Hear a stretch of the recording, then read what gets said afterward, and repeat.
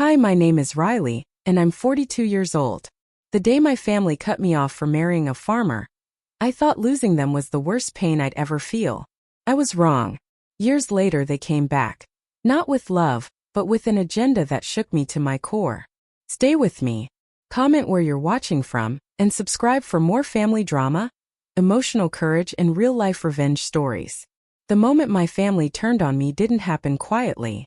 It happened in my parents' living room, with the afternoon sun pouring through lace curtains and dust floating in the air like it always had. I remember standing there, hands clasped so tight my fingers hurt, telling them I was getting married.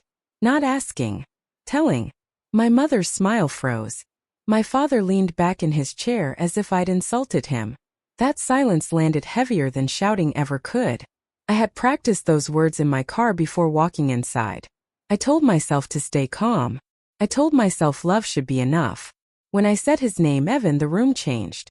My sister raised her eyebrows. My mother asked what he did for work, even though she already knew.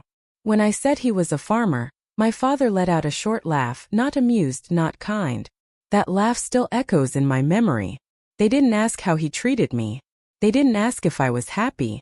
My mother asked how people would react. My father asked if I had lost my mind.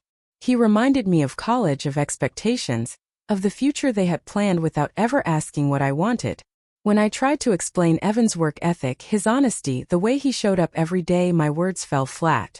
To them, a farmer meant failure. The conversation turned sharp fast. My sister said I was throwing my life away. My mother said I was embarrassing the family. My father said something that cut deeper than anything else. That if I went through with it, I shouldn't expect their support anymore. No help. No safety net. No family gatherings where my husband would be welcome. The terms were clear. Love him, lose them. I remember feeling small in that moment, like I was 16 again instead of a grown woman. My voice shook, but I didn't cry. I told them Evan respected me, that he worked harder than anyone I knew. That dignity didn't come with a job title. My father stood up, walked to the window, and said he was done talking. That was his answer. When I left that house, my mother didn't hug me. She stayed seated, staring at her hands. My sister avoided my eyes. I stood by the door longer than I should have, hoping someone would stop me. No one did. The door closed behind me with a sound that felt permanent. Driving away, my chest felt hollow. I pulled over 2 blocks away and sat there, gripping the steering wheel, breathing through waves of shock. I hadn't expected applause, but I hadn't expected exile either. I called Evan from the car. My voice broke when I told him what happened. He didn't curse them. He didn't say, "I told you so." He just said, "We'll be okay." That steadiness kept me from falling apart. The days after were worse in quieter ways. My mother didn't call. My father didn't text. Family group messages went silent, then resumed without me. I found out later they had removed my photo from the hallway wall. That detail hurt more than the shouting. It meant I was being erased. Wedding planning became lonely. No dress shopping with my mother. No sister helping me choose flowers. I paid deposits myself. I learned how to do things without guidance, without approval. Each task reminded me what I had lost, but also what I was choosing. One afternoon, I stopped by my parents' house to drop off an old box they said they didn't want cluttering their garage. My father didn't invite me in. He stood on the porch, arms crossed, like I was a stranger. He asked if I'd reconsidered. I said no. He nodded once and went back inside. That door closed again, softer this time, but just as final. Friends tried to comfort me. Some said my family would come around. Others said I was brave. Neither made the ache go away. At night, I lay awake wondering if love was supposed to cost this much. I questioned myself, replayed conversations, searched for a compromise that didn't exist. The wedding day arrived without my family in the pews. I walked down the aisle knowing every empty seat carried a name. Evan held my hands and whispered that I wasn't alone. I believed him, but grief sat beside joy, uninvited and heavy. After the ceremony, I checked my phone once, hoping for a message. There was nothing. That silence confirmed what words already had. My family hadn't just disagreed with my choice. They had walked away from me. That day changed how I understood loyalty, love, and strength. It stripped away illusions I didn't know I had. I didn't become harder overnight, but I became clearer. I learned that choosing your life sometimes means losing people who only loved the version of you they could control. The silence that followed my family's absence didn't fade after the wedding. It followed me onto the farm, settling into the early mornings and late nights like an unspoken guest. The first morning I woke up there as Evan's wife, I lay still listening. No traffic. No neighbors arguing. Just wind moving through open land and the distant sound of machinery starting up. It felt unfamiliar and steady at the same time. Evan didn't sleep in. He never did. I watched him pull on worn jeans and boots that had clearly lived a long life before me. He kissed my forehead softly and said, "I'll make coffee when I'm back from checking the fence." I nodded, still adjusting to the idea that work here didn't wait for weekends or moods. Just needed to be done. When I finally stepped outside, the air was cool and smelled like earth and metal. I stood there feeling out of place, unsure where to put my hands. Evan noticed right away. He didn't tease me or rush me. He handed me gloves and said, "You'll learn. We all do." That simple sentence stayed with me longer than he probably knew. The days were long. Longer than anything I had known before. There were chores I didn't expect, like fixing things that broke without warning or feeding animals in weather that didn't care about comfort. My body ached in new ways. My hands blistered. Some nights I cried quietly in the shower so Evan wouldn't hear. Not because I regretted my choice, but because I was tired in a way that reached my bones. Money was tight. Not dangerously, but enough to make us careful. We talked about bills openly without shame or blame. Evan showed me how he tracked expenses on a simple notebook at the kitchen table. No apps. No shortcuts. Just numbers and honesty. It wasn't glamorous, but it was real. I realized how different that felt from the world I came from, where money was discussed in whispers and appearances mattered more than truth. One afternoon, a piece of equipment broke down in the middle of a task. I expected frustration, maybe anger. Evan sighed, wiped his hands, and sat down on the tailgate. He said, "We'll fix it. Might take time, but we will." That patience surprised me. I had grown up around people who snapped when plans went wrong. Watching him problem solve calmly taught me something about strength I hadn't learned before. Neighbors stopped by occasionally. Not to gossip, but to help or borrow tools. They talked plainly. They didn't ask about my background or why I chose this life. They accepted me because Evan did. One older woman brought over a pie and said, "Farming families stick together." That sentence warmed me more than she could know. There were moments of doubt. Late at night, when exhaustion made everything feel heavier, I wondered if my family had been right about the struggle, not the man. I missed ease. I missed feeling sure of myself. Evan noticed those quiet moments. He didn't push. He listened. Sometimes he held my hand and said nothing at all. That silence felt supportive, not empty. I started finding my place slowly. I learned routines. I learned which jobs I was good at and which ones I needed help with. Evan never made me feel less for asking questions. When I messed up, he corrected me gently. That kindness made me want to try harder, not give up. One evening after a long day, we sat on the porch watching the sky turn orange. My muscles ached, and my clothes smelled like the day's work. Evan handed me a glass of water and said, "I know this isn't the life you imagined growing up." I admitted it wasn't. He nodded and said, "But it's the one I can give you honestly." That honesty mattered more than any promise of comfort. I thought about my parents then. How they had measured worth by titles and plans.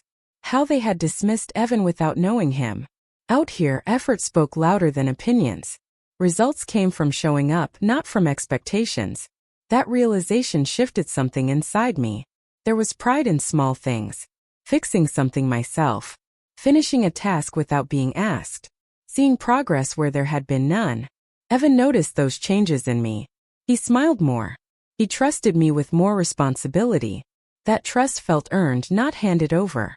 One night, a storm rolled in unexpectedly. Rain came down hard and we rushed to secure what we could. We worked side by side, soaked and tired, moving with purpose. When it was over, we stood there laughing quietly, breathless. In that moment, I felt closer to him than I ever had in comfortable rooms with polished conversations. Love here wasn't loud. It showed up in shared meals eaten late, in quiet check-ins, in the way Evan made sure I rested when I needed to. It was built through effort and respect, not grand gestures. I realized how rare that kind of love was. I stopped waiting for my family to call. I stopped checking my phone with hope. The farm demanded my attention, and in return it gave me clarity. I wasn't proving anything to anyone anymore. I was living. There were still hard days. Days when equipment failed, or weather didn't cooperate. Days when exhaustion tested patience. But even then I didn't feel alone. Evan and I faced problems together without blame. That partnership became the foundation of everything else. Slowly, the ache from my family's rejection softened. It didn't disappear, but it stopped controlling me. I understood that walking away from comfort had taught me resilience. That choosing love had taught me what respect looked like in action. By the time the season shifted, I wasn't the same woman who had stood in my parents' living room, shaking. I was stronger, quieter, more grounded. I had learned that hard work wasn't punishment. It was purpose. And real love wasn't about approval. It was about standing together when no one else did. I had just finished stacking feedbacks when my phone rang. I wiped my hands on my jeans before checking the screen, expecting maybe a neighbor or Evan calling from the other side of the field. Instead, I saw my mother's name. For a second, I thought it was a mistake. Her name hadn't appeared there in a long time.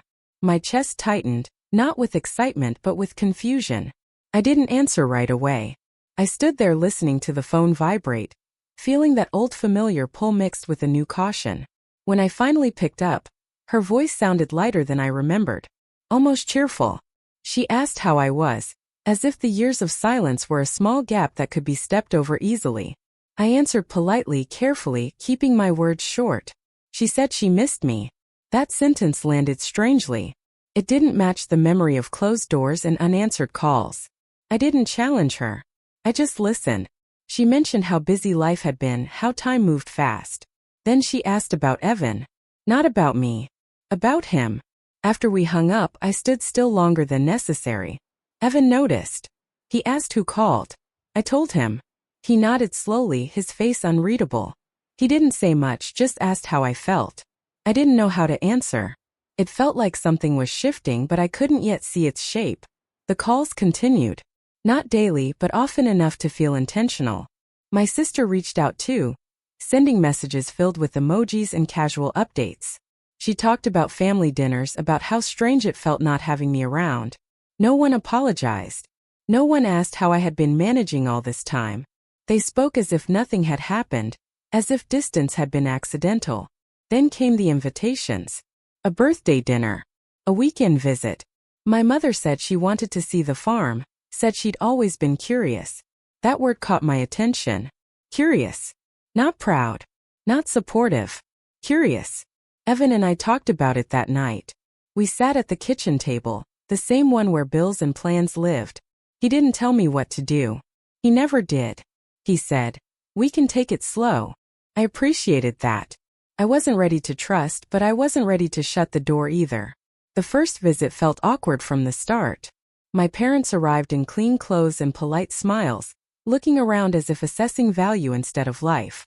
My mother commented on the land, how wide it was, how quiet. My father asked questions about acreage and boundaries. Not once did he ask how Evan liked the work or how we were managing. Lunch was stiff. Conversation stayed on safe topics until my father asked about nearby properties.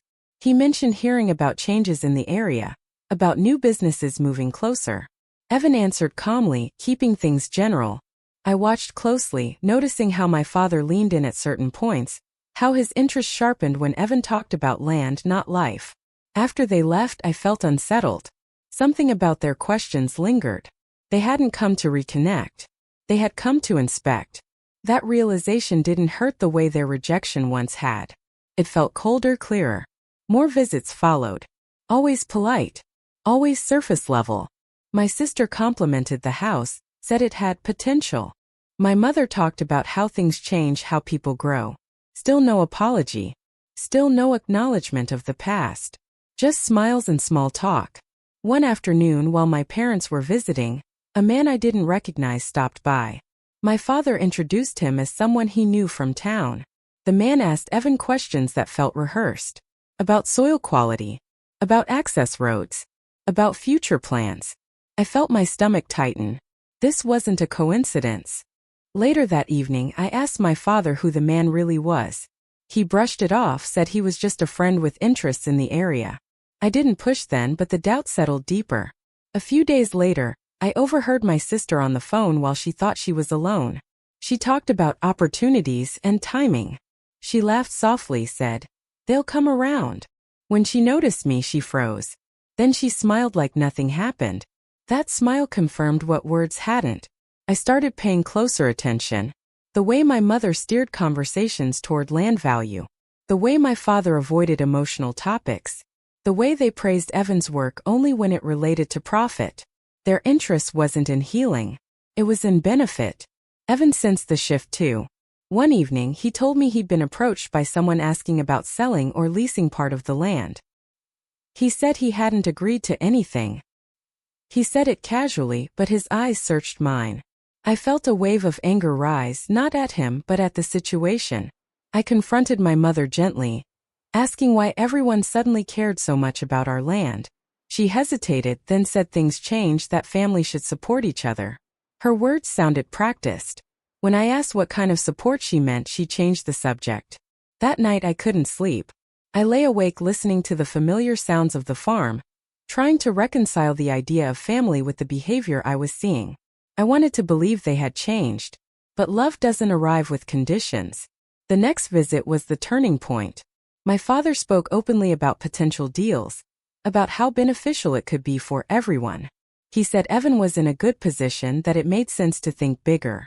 He spoke as if decisions could be made without us. I looked at Evan. He stayed calm, respectful. He said he wasn't interested. My father frowned, clearly surprised. He tried again, framing it as advice.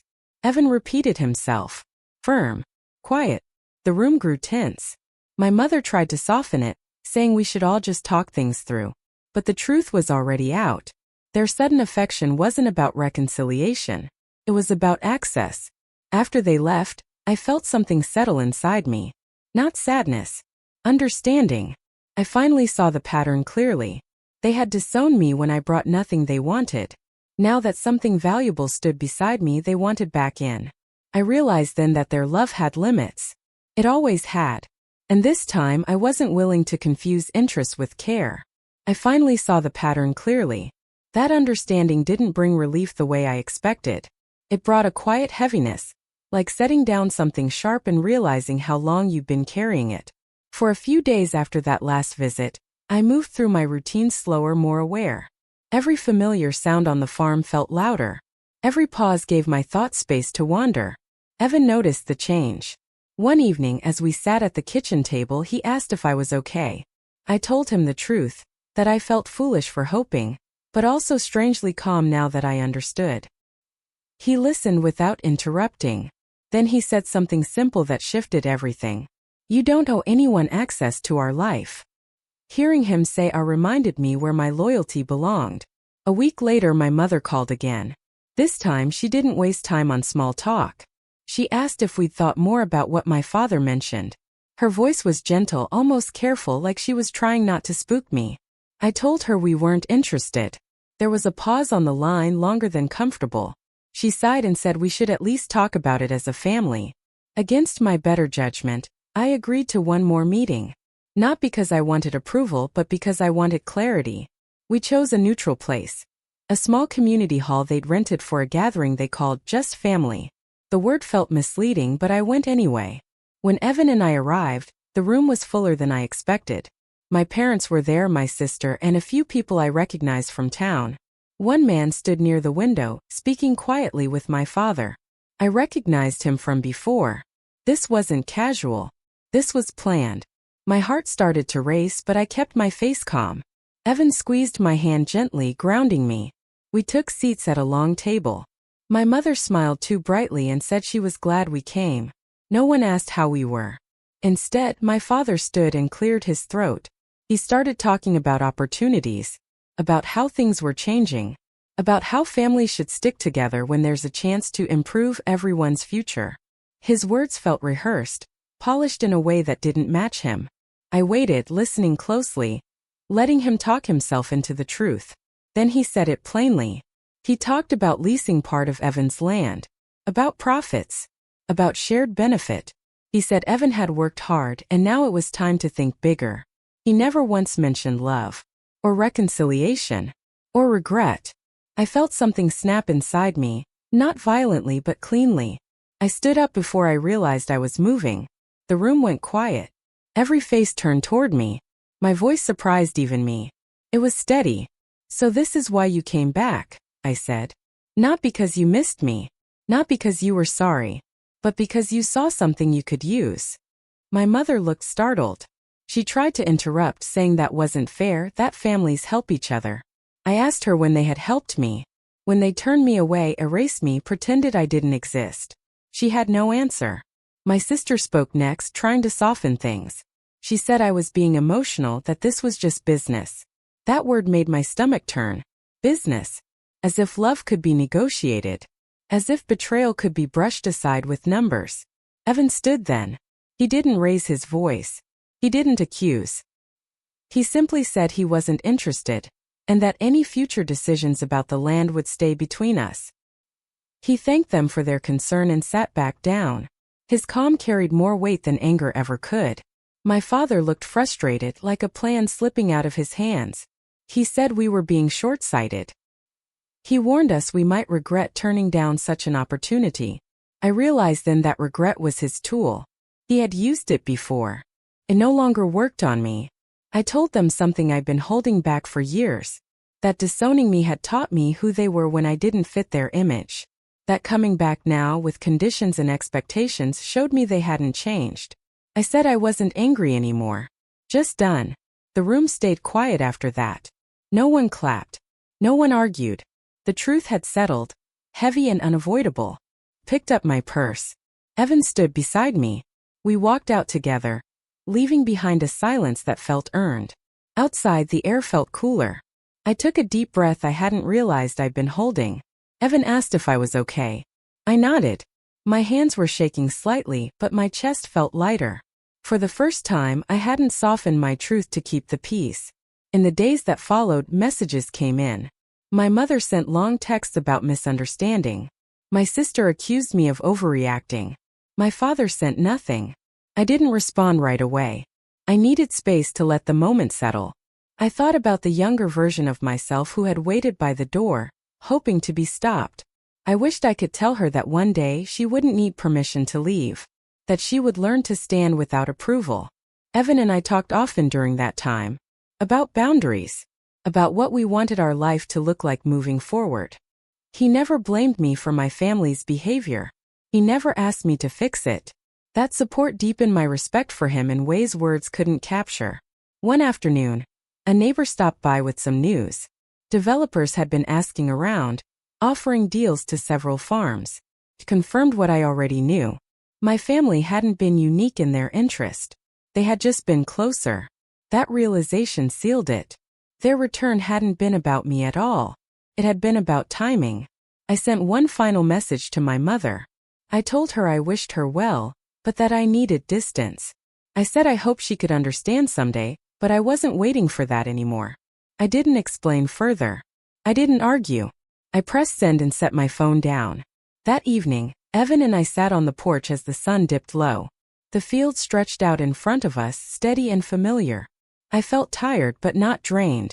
There was a difference. The truth had come out, and with it a kind of quiet strength. I hadn't won anything. I hadn't taken revenge. But I had chosen honesty over hope, clarity over comfort. And for the first time that felt like enough. The quiet that followed my last message to my mother felt different from the silences before. It wasn't sharp or heavy.